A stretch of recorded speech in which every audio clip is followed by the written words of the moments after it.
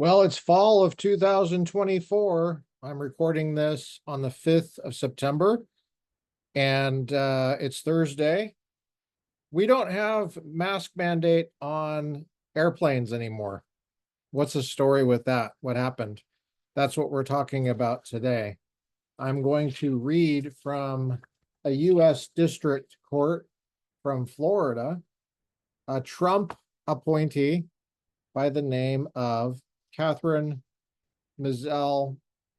Kimball, and it's a wonderful read. It's a wonderful time. Let's celebrate this together. It's Health Freedom Defense Fund Incorporated and Sarah Hope versus Joseph R. Biden Jr. in his official capacity as President of the United States et al. As travelers have been reminded, why am I doing this? Because this is something we really should not forget. Am I right or am I right? Or am I right or am I right or am I right? Incidentally, I should mention two essays by Josh Blackman. One, the Essential Free Exercise Clause. I've gone through this. And two, the Essential Second Amendment. I've gone through this. Josh is a dear man. I asked him on the podcast. He said he was too busy this year, and he really is. He's doing a lot right now for our future.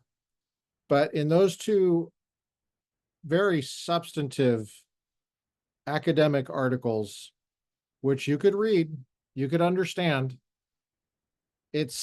he documents the constitutional evils perpetrated on the American people during the lockdowns in the name of public health. Don't forget it. Ingest it and don't forget it. Basically, he said, have at it. Good luck covering it. And I plan on covering these articles. Without him personally being here, I will just read from them and link them so that you know where to get them, and so that we can support work like this that is helping us have a longer attention span, which is something that a lot of people are struggling with.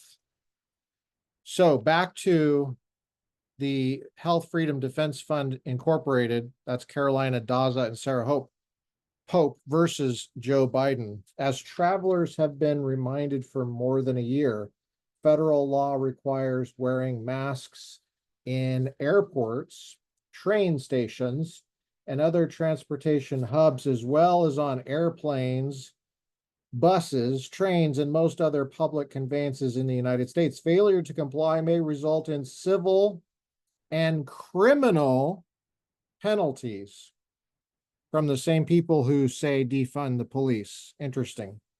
Including removal from the conveyance.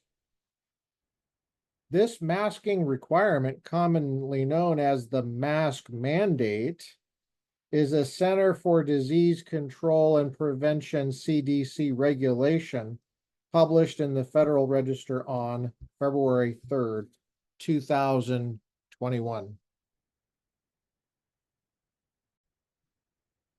It's story time. I hope you don't mind. A tale of two counties, Orange County and Los Angeles County. I flew out of both those during the scamdemic, during the lockdowns. It was like night and day, man. Night and day. Orange County, Republican. Los Angeles County, lost. The Los Angeles flight was crowded as hell. We were stuck in there like sardines. And obviously, we couldn't social distance under those circumstances. So that requirement went right out the window. Remember social distancing? Remember how histrionic they were? They were even painting it. They were they were supporting these businesses that were supplying these signs and stuff you put on the floor that are still on the floor in many establishments. And you get on an airplane and you're sitting right next to somebody and you have to have a mask on. And they were, well, National Socialists on the mask thing in Los Angeles County. Now they weren't National Socialists on the social distance. All of a sudden that disappeared. We didn't need that anymore on the plane. You're sitting right next to somebody like a sardine in a can, and yet you have to have your mask on. But you could have your mask off if you want to take a drink of something, or if you want to eat chips. So I remember just drawing out the eating as long as possible. And whenever someone was, I would keep the mask under my nose. And when I was asked about it, I said, well, I don't breathe through my nose. I breathe through my mouth. So this should be fine. And no, you have to have it over your nose. And so then I would just take it off and take a long drink of water and eat a chip very slowly. And eventually the person would, the member of the crew would just move on. It was usually, you could tell it was a Democrat. You know what I mean? You can tell. He was a member of the coalition, you know. And, you know, on Orange County, it was like, it was America. People weren't wearing masks. They weren't doing the social distance thing either, but then that goes along with not wearing masks. They weren't worried about it. It's like you crossed the line into Los Angeles County and all of a sudden people pretended to worry about it. Anyway, so I'm a huge fan of this. Let's continue.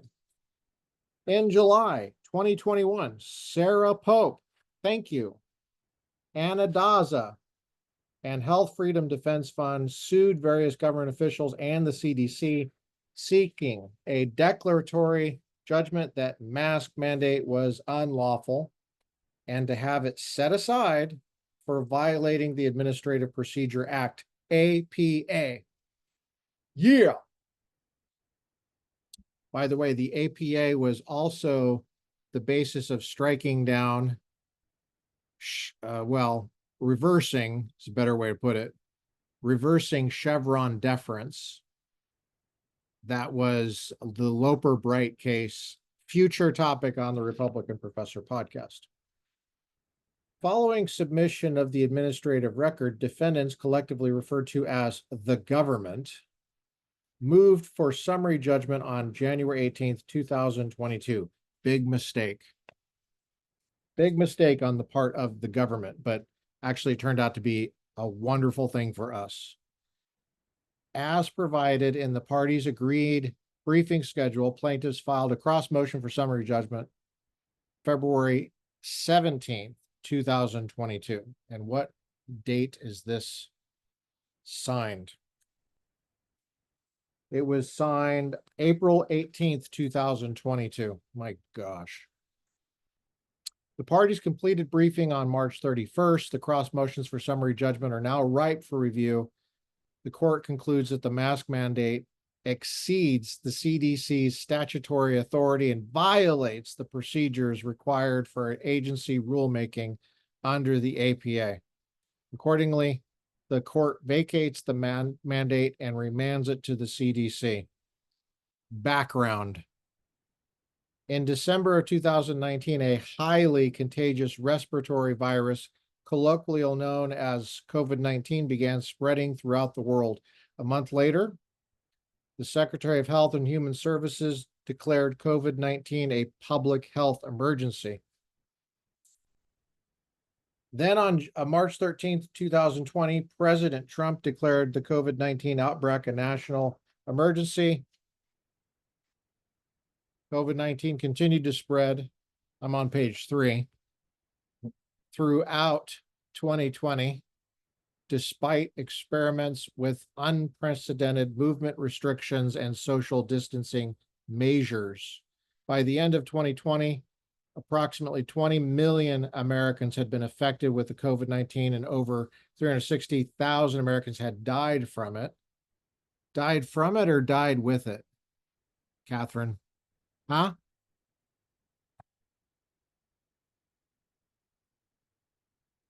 The fall and winter of 2020 brought a spike in new COVID-19 infections, due in part to the emerging variants of the virus, some of which were more severe than the original strain and more easily transmissible. The number of new cases peaked in early January 2021 and decreased steadily in February. January 21st, 2021, one day after taking the oath of office, President Biden issued Executive Order 13998.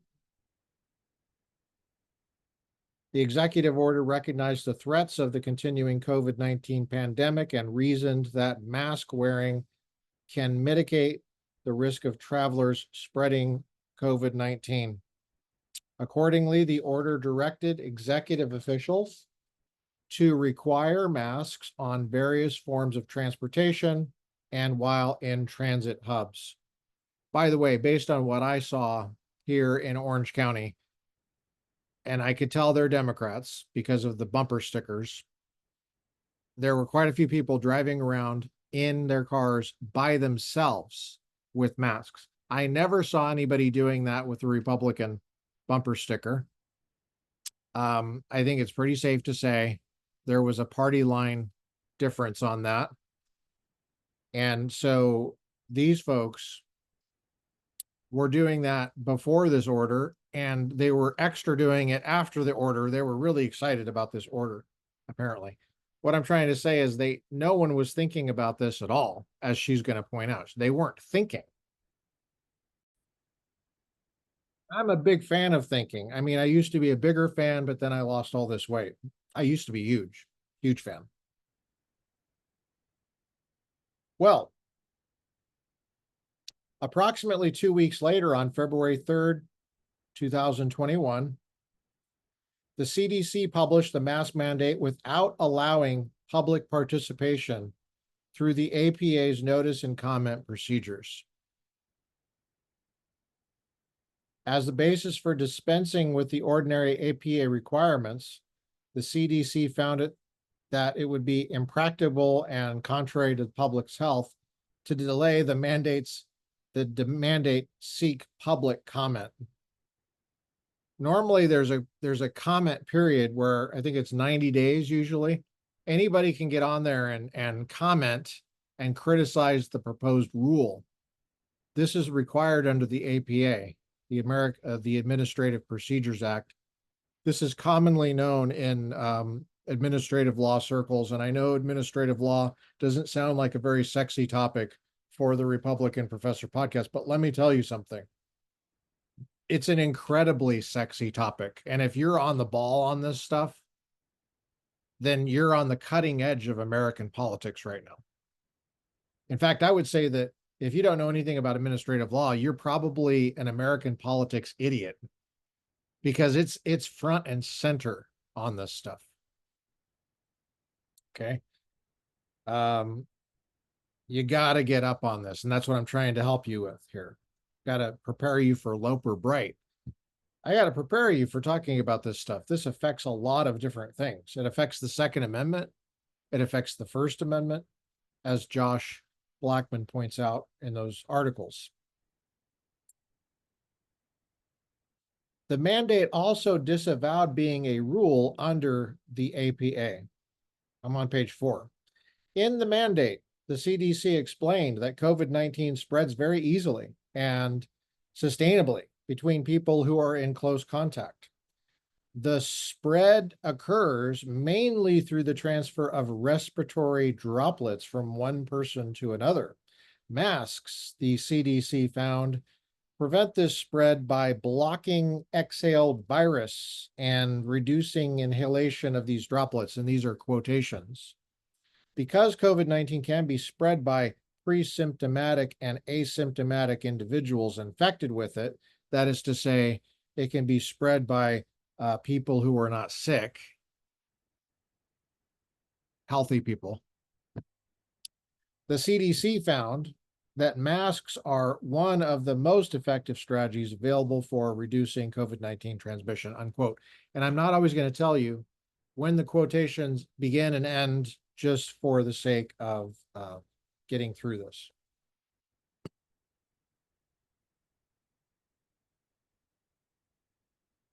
The mandate did not differentiate between kinds of masks. Fascinating. That's fascinating. All masks are created equal on this mandate. This is fascinating. The public is in grave danger, and yet you can just feel free to tear off a piece of your mom's prom dress from 1972, and it could be just made of lace, who knows, and sew that sucker up and maybe put like a Kleenex in there or something. That's the same as a surgical mask. Sure, that's the same as Ebola virus mask. Do you remember that one movie with Huston Doffman? Yeah, you couldn't sleep for a week after seeing that film. So the mandate did not differentiate between kinds of masks based on their efficacy at blocking transmission. It simply included a footnote linking to CDC guidance for the attributes of acceptable masks.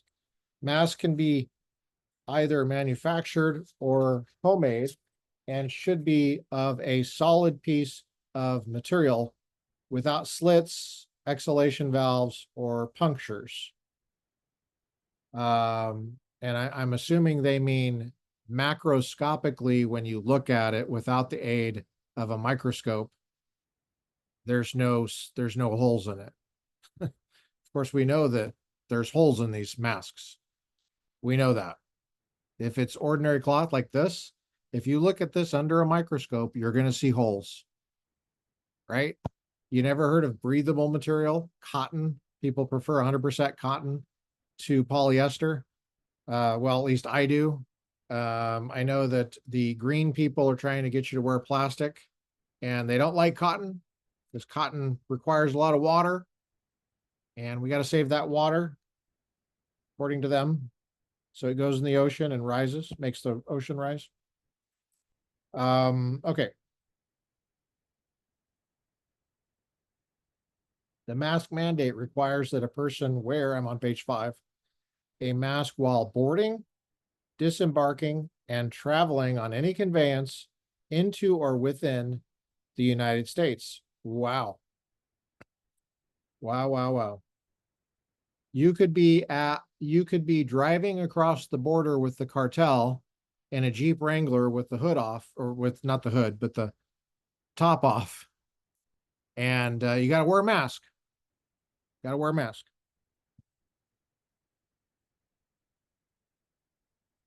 The mandate's reach extends to aircraft, trains, road vehicles, including ride-sharing services like Uber, vessels, and other means of transport. That would include skateboards.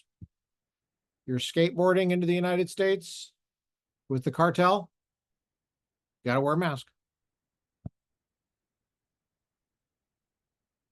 I'm starting to see why they don't want public comment. That makes sense. It makes sense, which is what we're doing right here. We're publicly commenting. That's what we're doing. It also applies beyond conveyances to any transportation hub, which includes any airport, bus terminal, marina, seaport, or seaport. Wow. Seaport. Got the ocean right there. You got thousands of miles of open ocean, open air. Very dangerous without a mask. Or other ports, subway station, terminal, train station, U.S. port of entry. We still have those? Or any other location that provides transportation subject to the jurisdiction of the United States. Are you saying that we have borders? Is that what you're saying? In addition to the requirements that individuals in these locations wear masks, the mandate also enlists conveyance operators to police it. Wow. So in other words, it's commandeering private individuals, not just state, but private. It requires operators to use best efforts to enforce mandates. How do you measure somebody's best effort? How's that? Anyway, though broad in scope, the mandate provides exceptions to limit its coverage based on the person, the conveyance, or the situation. First, the mandate excludes children under the age of 2 years old and persons with a disability that prevents them from being able to safely wear a mask. The latter exception applies only to individuals who cannot wear a mask because of a disability that is within the scope of the Americans with Disabilities Act, ADA. Second, it excludes personal, non-commercial use of vehicles and commercial vehicles occupied by a single person. Well, what if that single person is married? Then they're not single. Incidentally, on the non-commercial use of vehicles,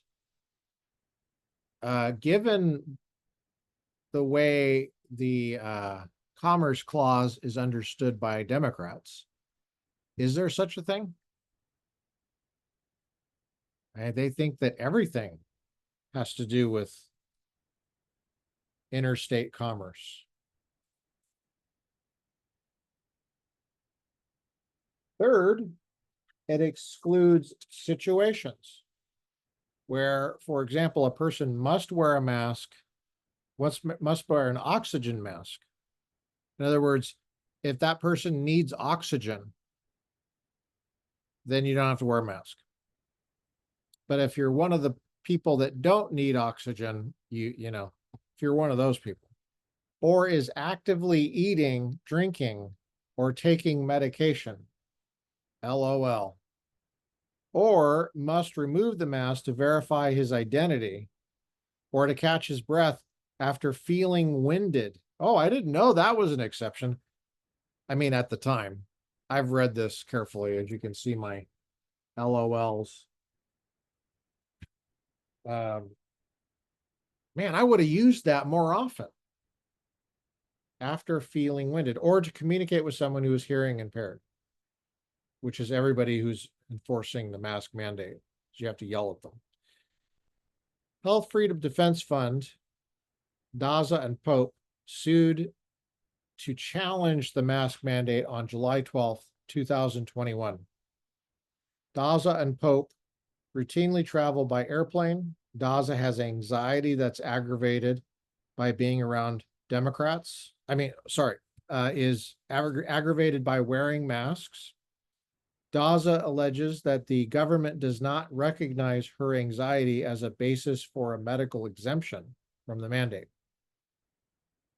Similarly, Pope flew regularly before the pandemic, but has done so less since the CDC imposed the mask mandate, as the constricted breathing from wearing a mask provokes or exacerbates her panic attacks.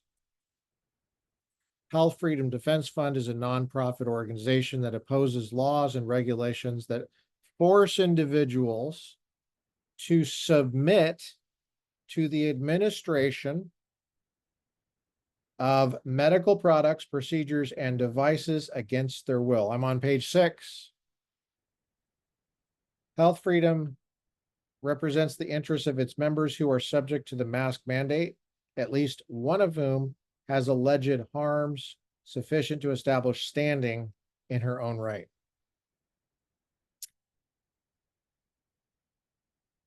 The government does not dispute that at least some plaintiffs have Article 3 standing to challenge the CDC's transportation mask order because it imposes a legal obligation on the individual plaintiffs to wear masks when using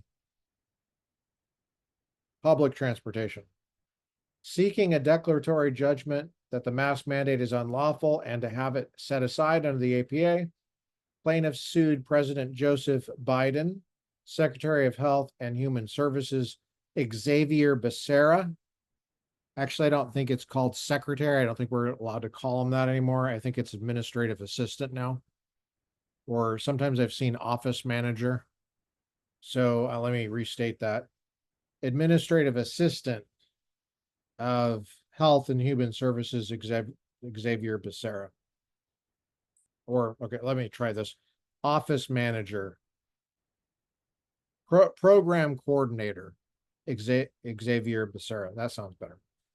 Yeah, secretary, it's just an older term. Like my mom was a secretary and they do all the typing and they answer the phones, and some people feel it's a demeaning term for women. My mom never felt that way because she wasn't an idiot. But I recognize that some people feel that way, so I'm going to switch it from Secretary of Health and Human Services to office manager. CDC Director Rochelle Walensky, Director of CDC's Division of Global Migration and Quarantine, Martin Citron, and all in their official capacities. Plaintiffs also sued the CDC and the United States of America. The legal standard: summary judgment is appropriate if there is no genuine dispute as to the material fact and the movement is entitled to judgment as a matter of law. A fact is material if it could change the outcome of the litigation, and a dispute is genuine if a reasonable finder of fact could conclude for the non-moving party. The APA requires that reviewing courts hold unlawful and set aside any agency action that is arbitrary or capricious. Arbitrary or capricious makes it illegal. In excess of statutory jurisdiction, authority, limitations, or short of statutory right, or that it was issued without observance of procedure required by law. That is 5 U.S.C. Section 706 of that's the Administrative Procedure Act 706. You'll see that a lot in administrative law reading, like textbooks and stuff. In a case reviewing agency action, the entire case on the review is a question of law, and the district judge sits as an appellate tribunal. Summary judgment serves as the mechanism for deciding as a matter of law whether the agency action is supported by the administrative record and otherwise consistent with APA standard of review. If a plaintiff fails on its APA claim, the relief under the statute normally will be vacatur of the agency's order. Analysis. I'm on page 8. Plaintiff's amended complaint alleges CDC mandate on several grounds. Challenges CDC mandate on several grounds. It alleges that the mandate exceeds CDC's statutory authority. That's count 1. In the alternative, it alleges that if the mandate is statutorily authorized, Congress improperly delegated its legislative power to the CDC, count 4. The amended complaint further alleges that the CDC improperly invoked the good cause exception to avoid the notice and comment procedures required under the APA. That's count 2. Finally, it alleges that the mandate violates the APA because it is arbitrary and capricious. Count 3. Although plaintiffs initially challenged the lawfulness of President Biden's January 21st, 2021 executive order in counts 5 and 6, they withdraw these claims. All right. Boom, boom, boom. The mask mandate exceeds CDC's authority under the Public Health Services Act. Woo! Oh, wait, hold up. Hold up. Hold up, y'all. Yeah, hold up. I'm on page 9. The court proceeds to discuss plaintiff's remaining claims. Okay. A, the mask mandate exceeds the CDC's authority under the Public Health Services Act. See, a lot of you guys think that you think I only talk about the Second Amendment. I talk about other stuff. I talk about all sorts of stuff. We're talking about administrative law. We're talking about public health. We do that a lot. Although the intersection of these things is where the action is. Because administrative agencies are creatures of statute, they possess only the authority that Congress has provided. In issuing the mask mandate that requires most persons to wear masks over the mouth and nose when traveling on any conveyance into or within the United States, the director of the CDC relied on a section of the Public Health Services Act of 1944 for authority. That provision empowers him to promulgate regulations aimed at identifying, isolating, and destroying diseases.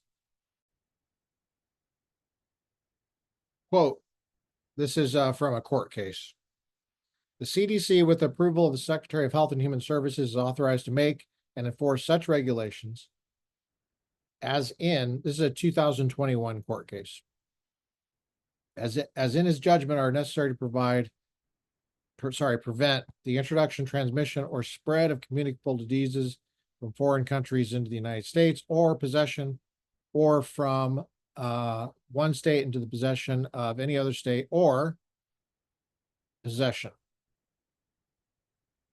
For purposes of carrying out and enforcing such regulations, the CDC may provide for such inspection, fumigation, disinfection, sanitation, pest extermination, destruction of animals or articles found to be so infected or contaminated. Found to be so infected or contaminated. Found to be so infected or contaminated as to the sources of dangerous infections to human beings and other measures as in his judgment may be necessary. Page 10. Other sections of the PHSA also provide the CDC with limited power. I underlined limited power to apprehend, detain, examine, or provide conditions for the release of individuals coming into the state or possession from a foreign country or traveling between states, but only when the CDC reasonably believes that the person is infected with a communicable disease and is a probable source of infection to others. Only when the CDC reasonably believes that the person is infected with a communicable disease and is a probable source of infection to others. Probable, not possible. Probable. In that later situation, the CDC may detain the individual. The individual may detain the individual if upon examination he is found to be infected. Since Congress enacted it in 1944, the PHSA has generally been limited to quarantining infected individuals and prohibiting the import or sale of animals known to transmit disease. It has been rarely invoked, at least until recently. Within the last 2 years, the CDC has found within Section 264A the power to shut down the cruise ship industry, stop landlords from evicting tenants who have not paid their rent, and require that persons using public conveyances wear masks. By the way, how do you transfer a private residence into a publicly owned thing? That's what happened. That's what happened there. I mean, are you still going to require me to pay property taxes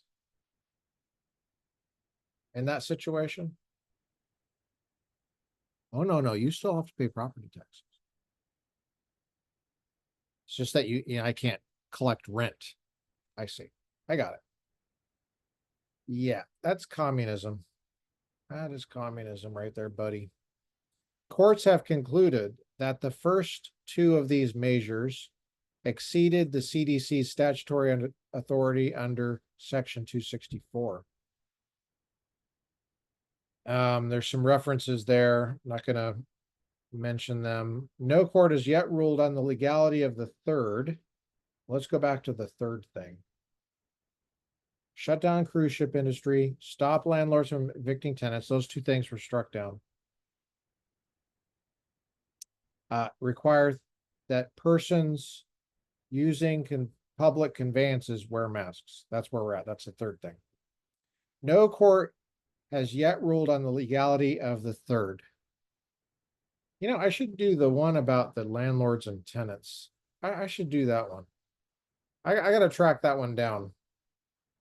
Let me make a note to myself really quick. I'm going to track that down.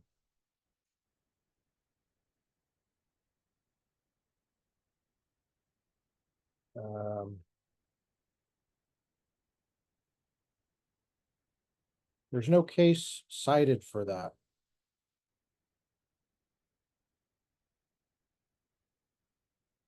There's no footnote. Florida versus Becerra.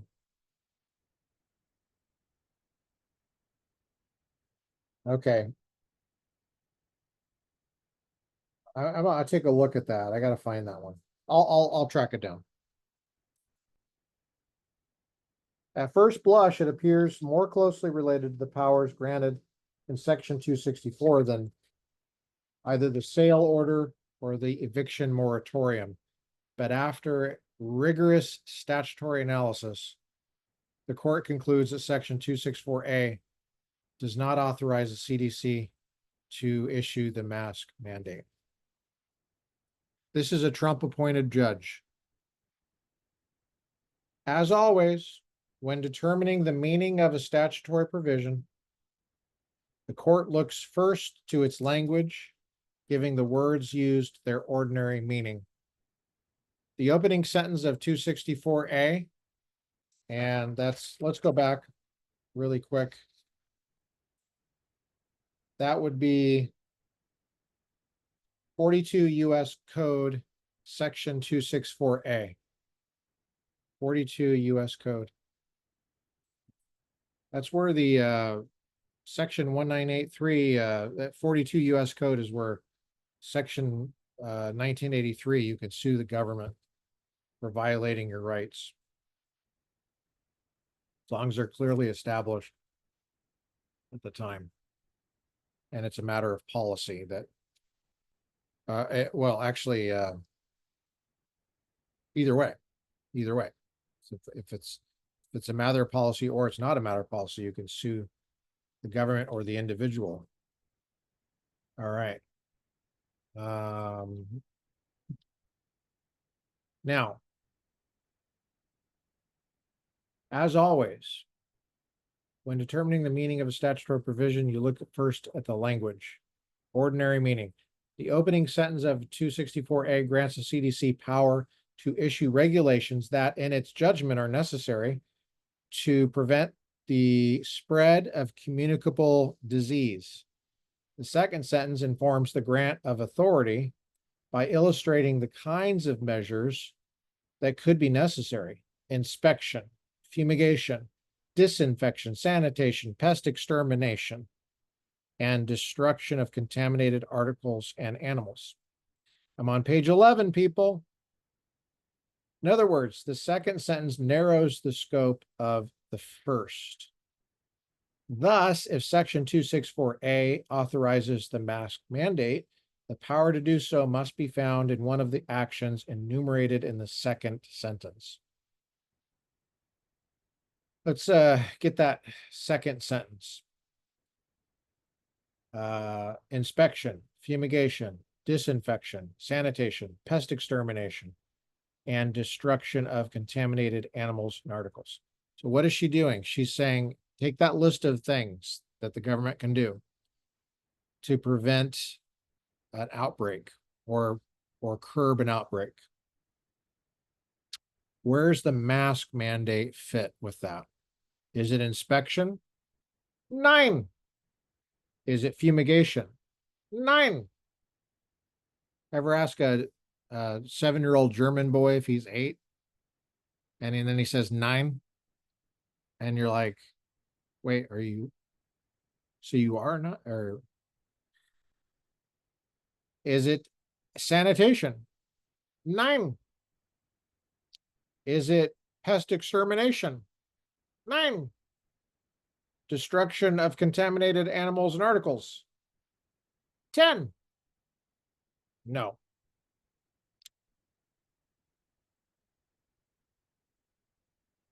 Well, let's take a look here. That sentence provides for inspection, fumigation, disinfection, sanitation, pest extermination, destruction, and other measures. A requirement that individual travelers wear a mask is not inspection, fumigation, disinfection, destruction, or pest extermination, and the government does not contend otherwise. All she's doing is reading the words. This is called textualism in the sense that the text controls. You got to look at the words, for God's sake.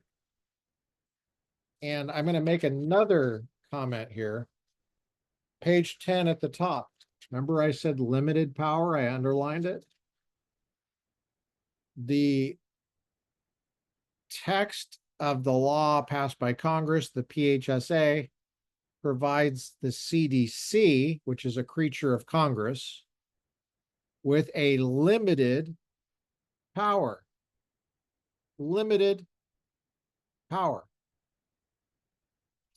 Let me talk about how words limit power. One moment.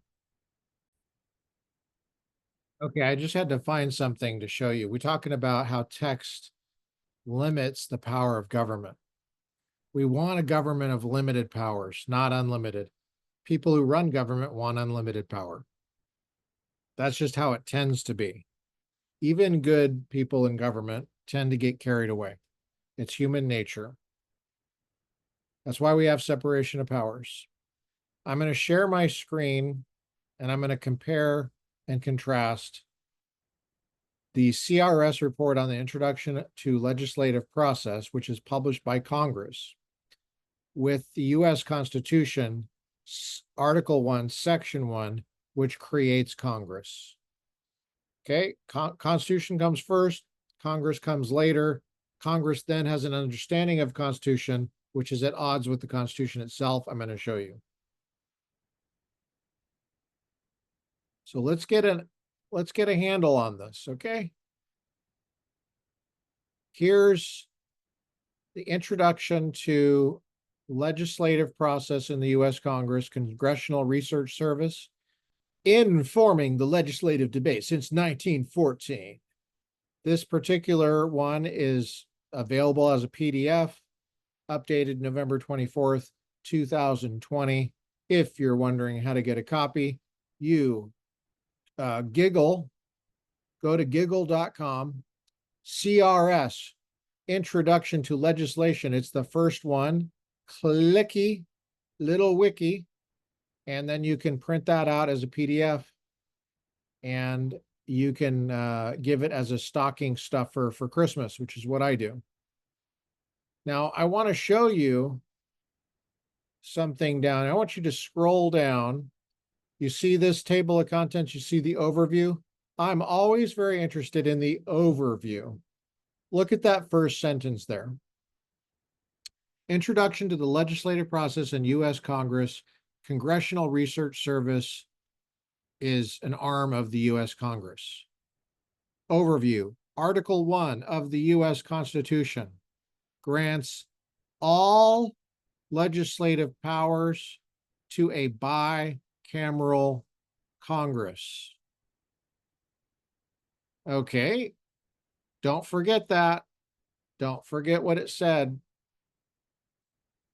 Just giggle, go to giggle.com, Article 1, Section 1. I didn't even have to say U.S. Constitution. And Giggle said, you must mean the U.S. Constitution. Fascinating. Congress.gov provides Article 1, Section 1 of the United States Constitution. Fascinating. Let's take a look at what Congress.gov says that the Constitution says. All legislative powers. That's what it says, right?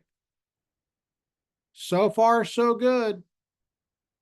I'm going to go back to that CRS report on the legislative process in the U.S. Congress, Congressional Research Service.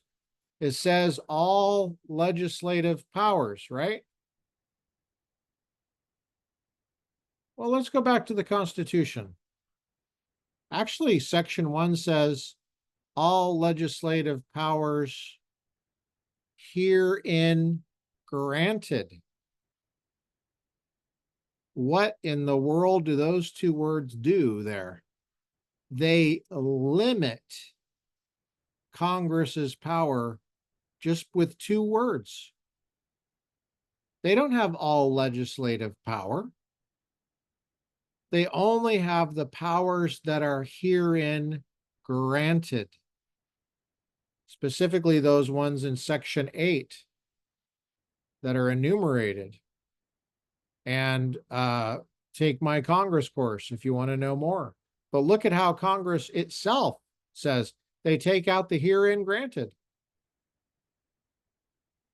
It just says all legislative powers. That's actually false. Article 1 of the U.S. Constitution does not grant all legislative powers to a bicameral Congress. That's false.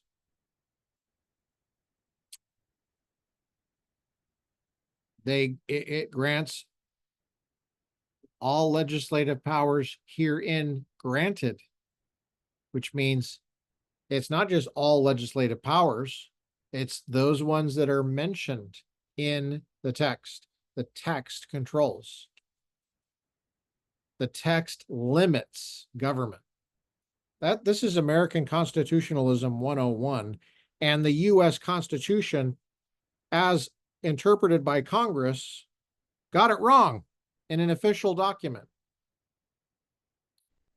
You might be thinking right now, well, it seems like they're saying the same thing. They're not saying the same thing.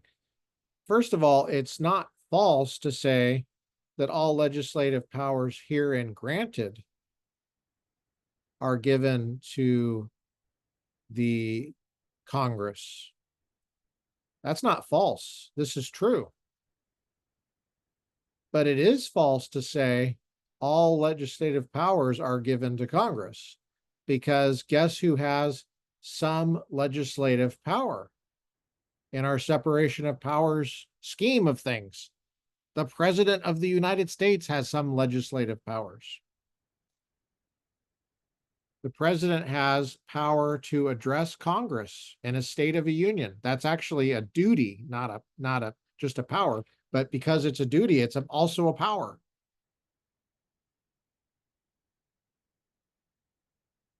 The president also can veto. This is like really basic, guys. I'm embarrassed that I'm saying this. And all presidents have used the veto power, starting with George Washington, who vetoed for constitutional reasons and policy reasons, policy disagreements. The veto goes all the way back. It's an Article 2 power, not an Article 1 power. It's an Article 2, meaning it's a presidential executive power. It's a power that the Constitution takes from the legislative idea and gives it to the executive, not because it's not a legislative power, it is, but because we have separation of powers and checks and balances, and it's a check and a balance. The president can appoint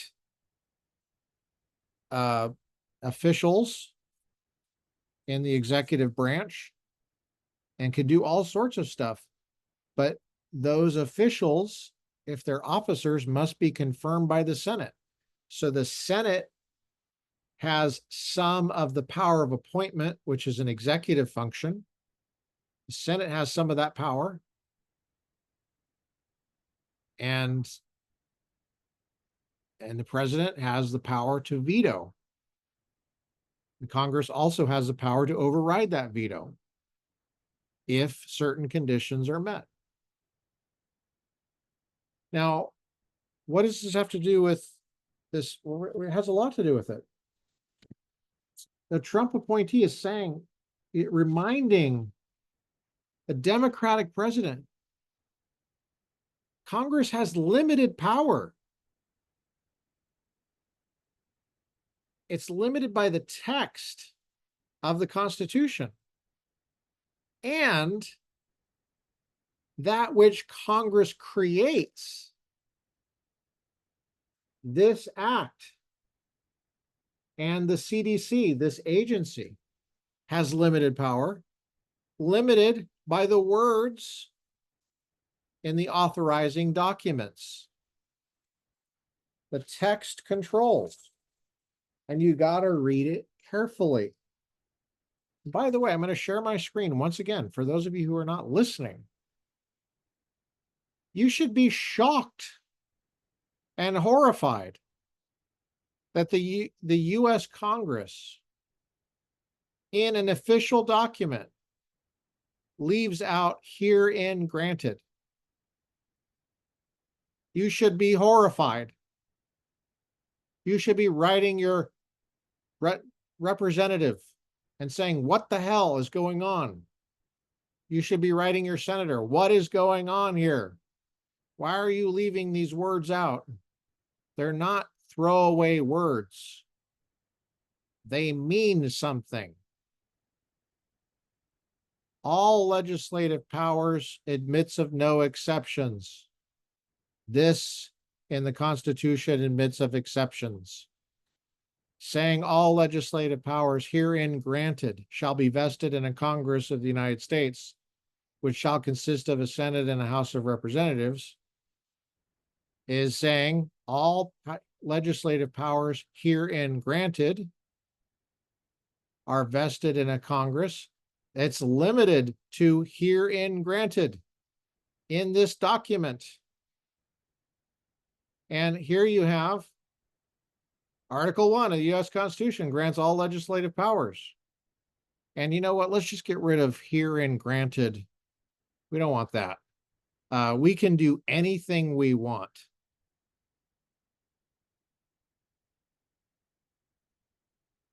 You see a theme here? No, you can't do anything you want. You're limited. This is American Constitutionalism 101, called the rule of law. As always, when determining the meaning of a statutory provision, the court looks first to its language, giving the words used their ordinary meaning. The opening sentence. See, she's looking at these things. The opening sentence, like I was just doing with the CRS report on Introduction to Legislative Process. I'm looking carefully at the language, the self-understanding. No wonder we have so many problems. That sucker is published by the U.S. Congress, and you don't have a public outrage. What does that tell you about the American people? They haven't been educated. Probably the parents are distracted. They have goals for their kids which do not include reading carefully. And what could possibly go wrong? All right. Well, we were on page 11. A requirement that individual travelers wear a mask is not inspection, not fumigation, disinfection, destruction, or pest extermination, and the government does not contend otherwise. Instead, it argues that the mask mandate is a sanitation measure. or another measure akin to sanitation. All right. Plaintiffs disagree, arguing that a mask requirement is outside the scope of sanitation. So you got this discussion of what does sanitation mean? Let's get a dictionary out. PHSA does not define sanitation. If a term goes undefined in a statute, courts give the term its ordinary meaning. Courts often start with dictionaries. Given that the statute was enacted, well, put it this way, most courts start with dictionaries. And I think it would be great if more courts did go with dictionaries. Myself, that's me.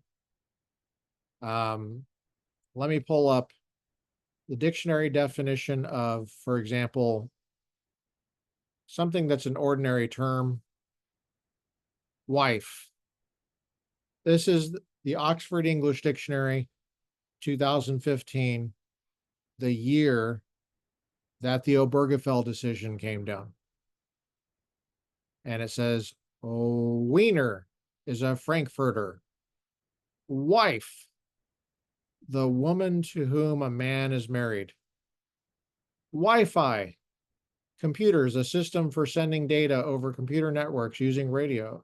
And that's the end of the page. Wield is above wiener, to hold and use something as a weapon.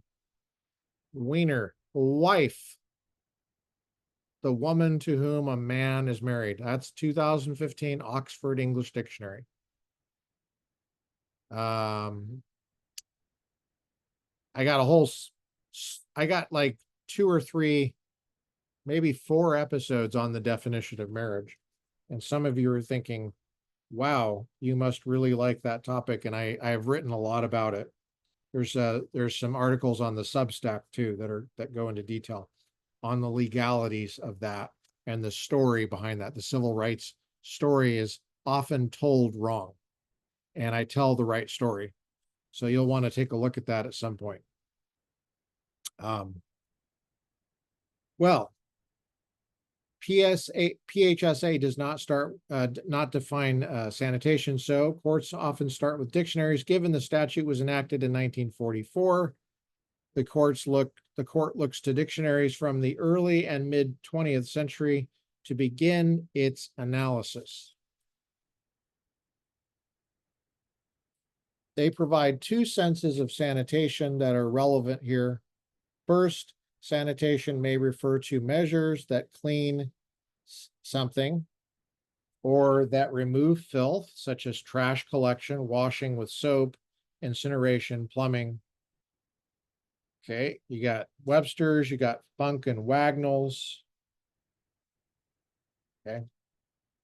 Second, sanitation may refer to measures that keep something clean. Okay, I'm on page 13. Measures for preserving and promoting public health. Put simply, sanitation as used in PHSA could have referred to active measures to cleanse something or to preserve the cleanliness of something. While the latter definition would appear to cover the mask mandate, the former definition would preclude it. Accordingly, the court must determine which of the 2 sentences is the best reading of the statute. Well, in choosing between definitions depends on context. To aid in this statutory interpretation inquiry, dictionaries provide only a helpful starting point.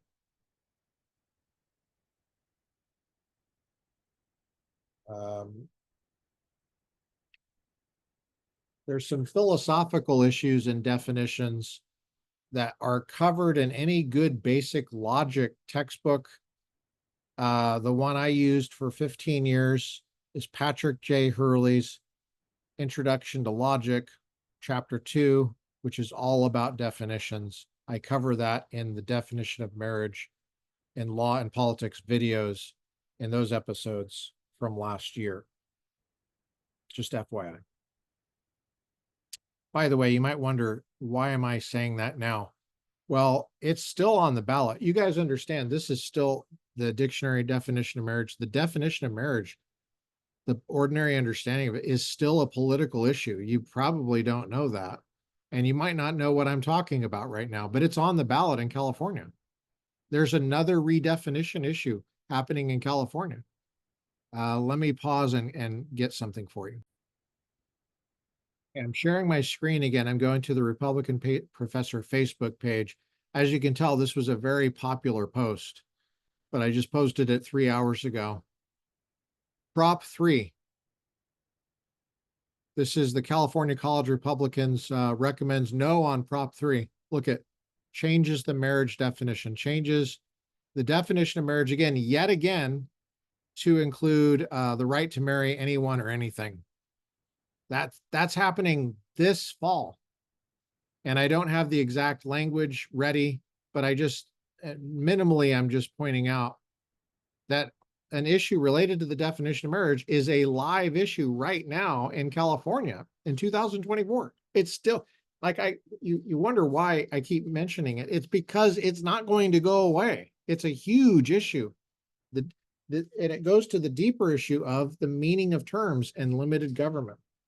And we're talking about the mask mandate. I mean, we could be talking about the definition of machine gun or short barreled rifle, to put it in the Second Amendment context. I know a lot of you guys like the Second Amendment. Me too. Okay, so I'm on page 14. Because common words, okay, they give the broad sweep of what a word might mean, but not what it must mean in each context. She's quoting, mentioning Scalia and Garner's book, Reading Law, The Interpretation of Legal Texts, 2012. I have that book somewhere. I should probably break it out and do something with it on the podcast. Now she's quoting there. Because common words typically have more than one meaning, you must use the context in which a given word appears to determine its aptest, most likely sense. To know which meaning Congress is selected in Section 264, the sense of cleaning or the sense of preserving cleanliness, the court must rely on the statute's context, including the surrounding words, the statute's structure and history, and common usage at the time. In short, the court must consider all the traditional tools of statutory interpretation. Based on these methods, the court concludes that the first sense, that of active cleaning, is the meaning of sanitation in Section 264A, 42 U.S. Code. Sanitation is limited to cleaning measures. It's number one. I'm on page 14. Statutory construction is a search for the ordinary contemporary meaning of terms in their context. The context of Section 264A indicates that sanitation and other measures refer to measures that clean something, not ones that keep something clean. Wearing a mask cleans nothing. At most, it traps virus droplets, but it neither sanitizes the person wearing the mask nor sanitizes the conveyance. Because the CDC required mask wearing as a measure to keep something clean, explaining that it limits the spread of COVID-19 through prevention, but never contending that it actively destroys or removes it, the mask mandate falls outside of Section 264A. This is a key part right there, what she just said. That's the key thing right there. Notice she's using the words of the statute, their ordinary meaning, using the ordinary rules of statutory construction to find out which of the possible meanings of that spelling is meant by the authorized writer of the statute, that's Congress. The government would read sanitation and other measures more broadly. The government defines sanitation as the promotion of hygiene and prevention of disease by maintenance of sanitary conditions. Thus, they are using it in the second sense, that of a preventative measure. Of course, a word may or may not extend to the outer limits of definitional possibilities. Where it does depends on reading the whole statutory text. In the same way, words that can have more than one meaning are given content by their surroundings. I'm going to use marriage again really quick. I'm going to pull up a definition from my MacBook Pro. 1 second.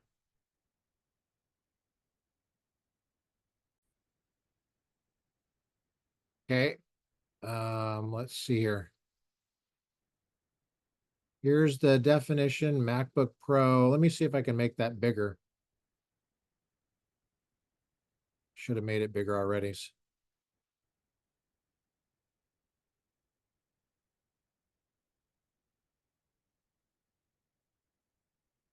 All right, can you see that, guys? Marriage, the noun, formal union of a man and a woman, typically recognized by law, by which they become husband and wife. Look at the second definition. So, well, you have the same spelling, but the second is a combination or mixture of two or more elements. So there's a range of meaning of the spelling. The second one has never been used of people before. Look at the example given, a marriage of jazz, pop, blues, and gospel. The issue of combining or any close union, in other words, is somehow how it's phrased, is never used of people. Now I'm going to pull up Black's Law Dictionary. And I'll show you, how it's used in the legal context in our history. Marriage, as distinguished from an agreement to marry, is the civil status, condition, or relation of one man and one woman. You don't see anything in Black's Law Dictionary saying anything about any close union. That would be for non-people, like peanut butter, jelly, and honey, not non-people.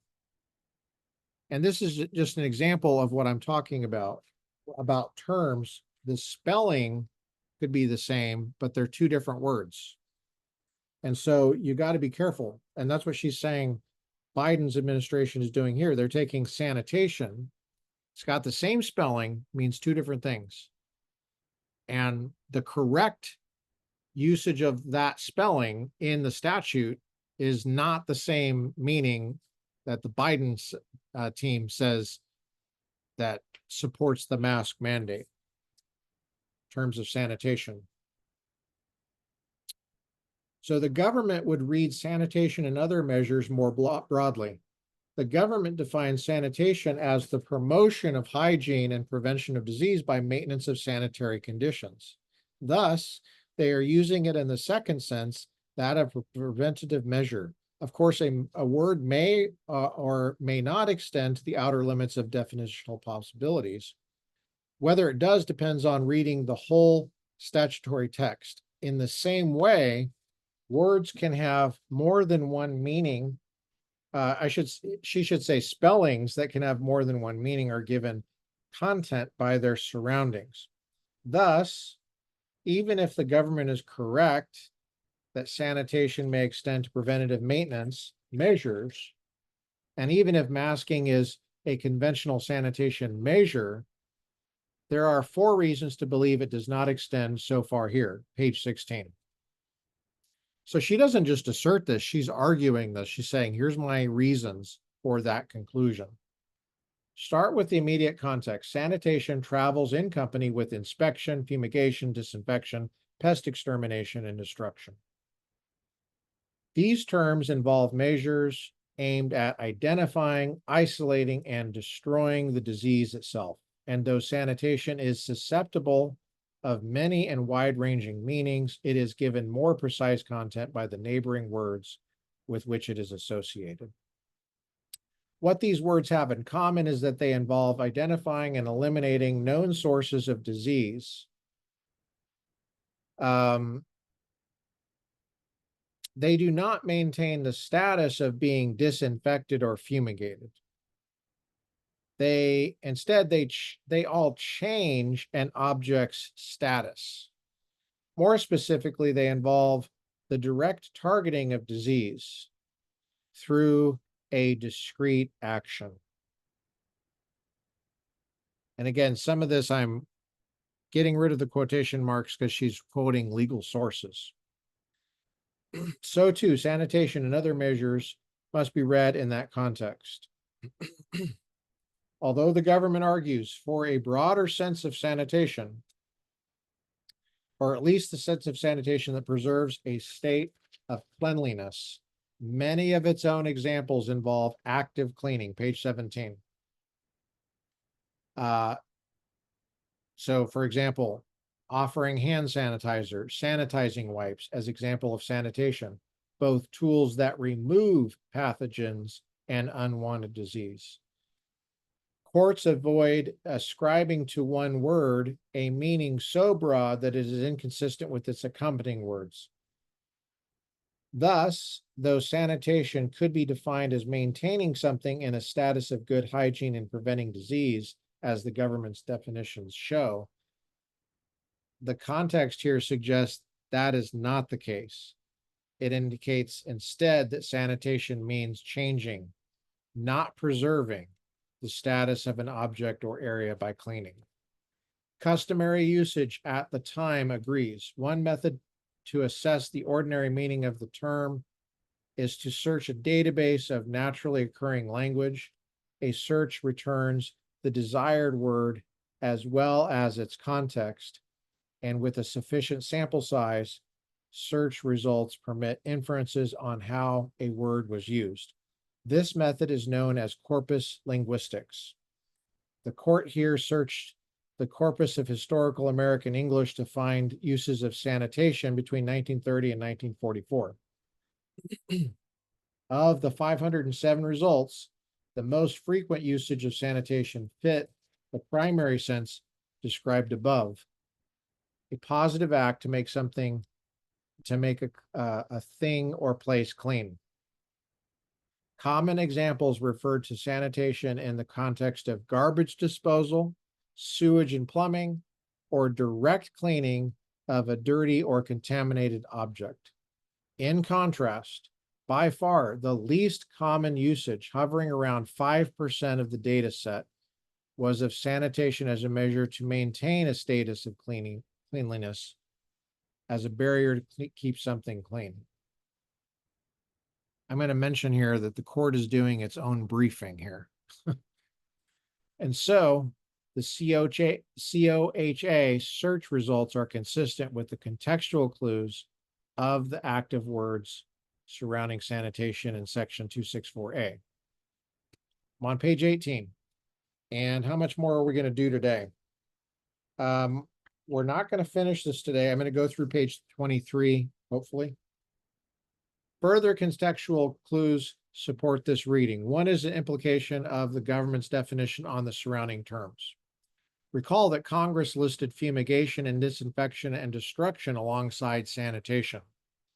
If the government is correct that the sanitation allows for CDC's mask mandate because it promotes hygiene and prevents the spread of disease, then the remaining words in section 264A, such as disinfection and fumigation, are unnecessary.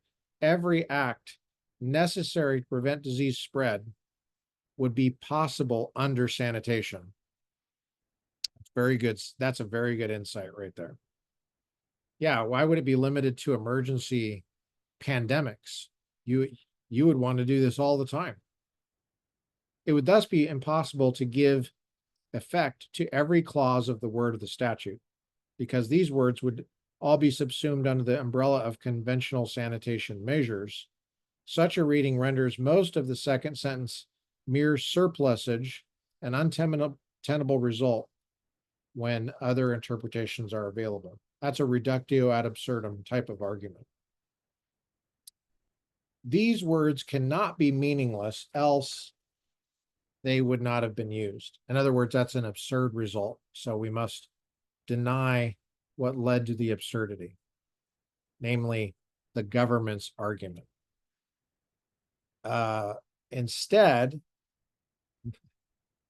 sanitation more likely refers, consistent with most common usage at the time, to acts that remove refuse or debris from an area or object, a reading that preserves independent meaning for the other terms in section 264A.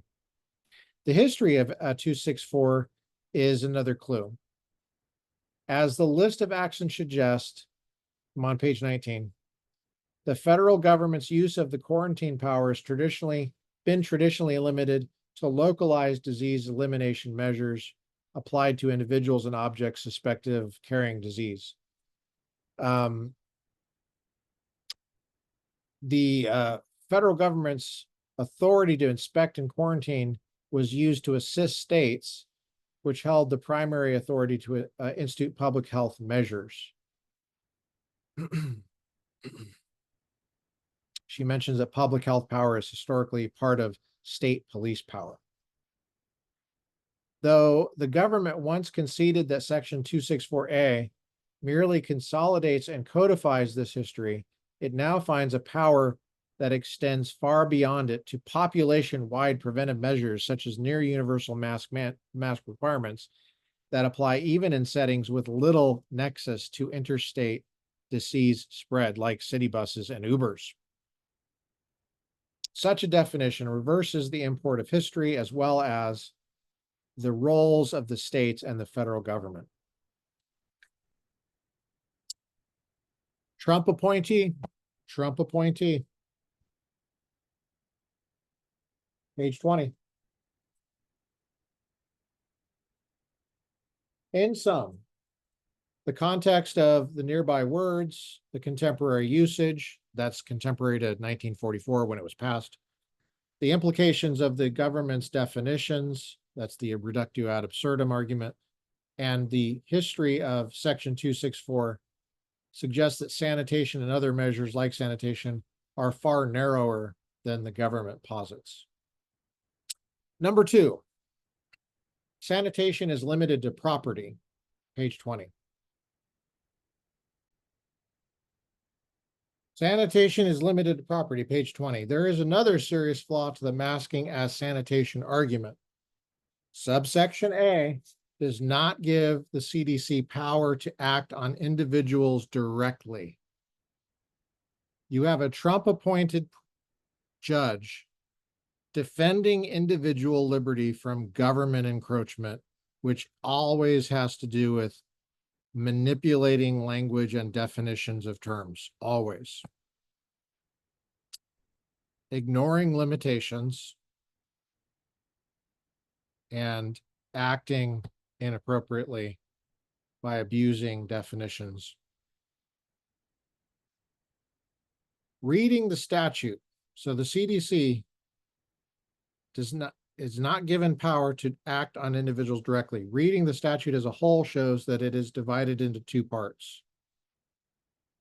The first part, subsection A, gives the CDC power to directly impose on an individual's property interests. The second part, subsections B through D, that is subsections dog through boy, give the CDC power to directly impose on an individual's liberty interests.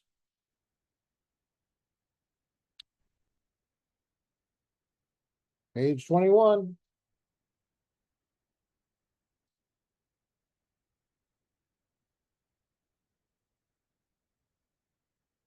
Since the mask mandate regulates an individual's behavior, wearing a mask, it imposes directly on liberty interests, not the property interests contemplated in subsection A. This reading is reinforced by three textual observations. First, the titles of subsections B, C, and D each reference persons, while the title of subsection A does not. Far more importantly, the body of subsection A focuses on what the CDC may not do or may do to objects that may be dangerous to persons, while subsections B through D are addressed only to the CDC's treatment of individuals.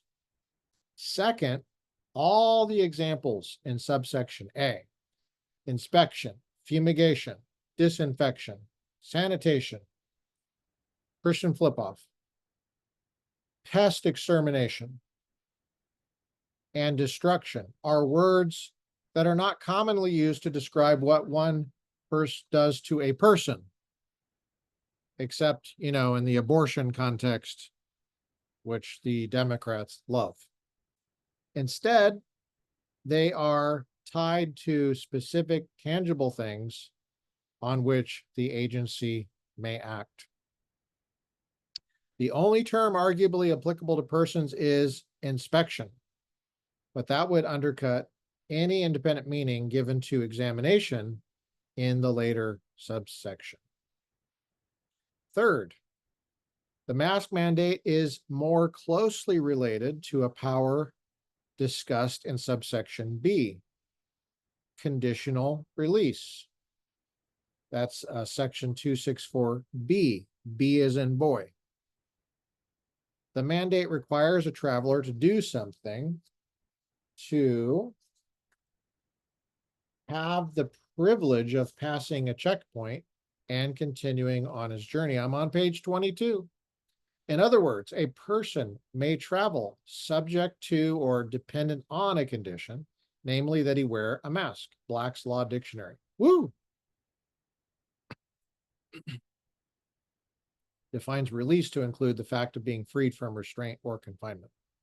Webster's dictionary defines confine as to prevent free onward passage or motion of. That power is not contemplated in subsection A. It is contemplated in subsection B, which provides for the apprehension, detention, or conditional release of individuals.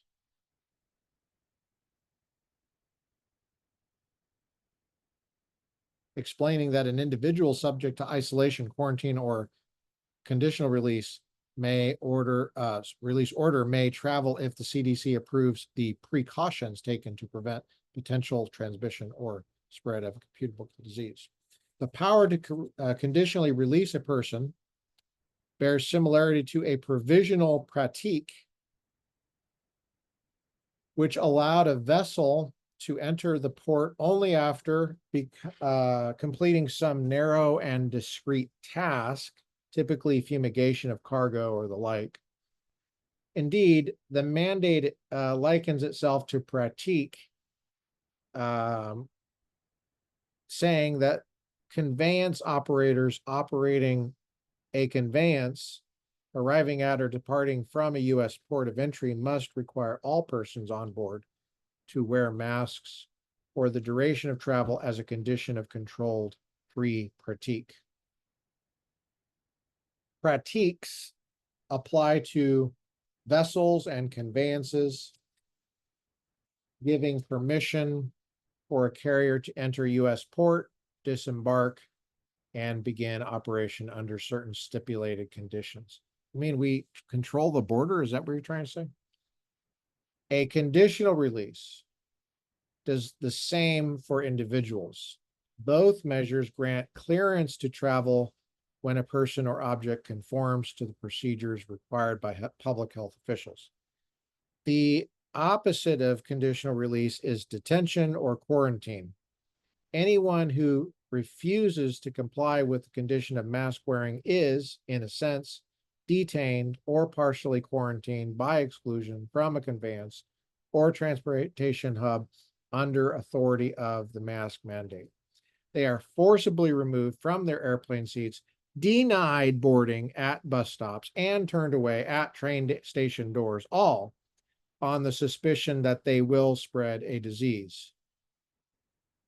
Indeed, the mask mandate enlists local governments, airport employees, flight attendants, and even ride-sharing drivers to enforce these removal measures. In short, their freedom of movement is curtailed in a way similar to detention and quarantine. See Black's Law Dictionary, defining detention as confinement or compulsory delay, and quarantine as the isolation of a person with communicable disease or the prevention of such a person from coming into a particular area, the purpose being to prevent the spread of disease. Neither detention nor quarantine are contemplated in 264A, though the section the CDC relied on to issue the mandate, that's the section the CDC relied upon to issue the mandate. Instead, they are found in subsections B through D. As a result, the mask mandate is best understood not as a sanitation, but as an exercise of the CDC's power to conditionally release individuals to travel despite concerns that they may spread a communicable disease, and to detain or partially quarantine those who refuse. By the way, commandeering private entities and state and county and local officials in doing that. But the power to conditionally release and detain is ordinarily limited to individuals entering the United States from a foreign country. Section D allows for the detention of an individual traveling between states only if he is reasonably believed to be infected, meaning he is infected, and is actually found upon examination to be infected. The mask mandate complies with neither of those subsections. It applies to all travelers, regardless of their origin or destination, and makes no attempt to sort based on their health, their actual health. The CDC may not attempt to shoehorn into subsection A power Congress denied it in subsections C and D. As a result, the mask mandate exceeds the authority the statute grants the CDC. I'm on page 24 now, just simply because my stapler doesn't go that far. It only goes through about 20 some pages, 22 pages or so. And we're going to start there next time with the government disagrees, and we're going to go through that. We're going to go through the rest of it until she signs it on page. Where does she sign it? She signs it on page 59. So we're going to go through it because it's important. Thank you for joining me on Republican Professor Podcast Fall 2024.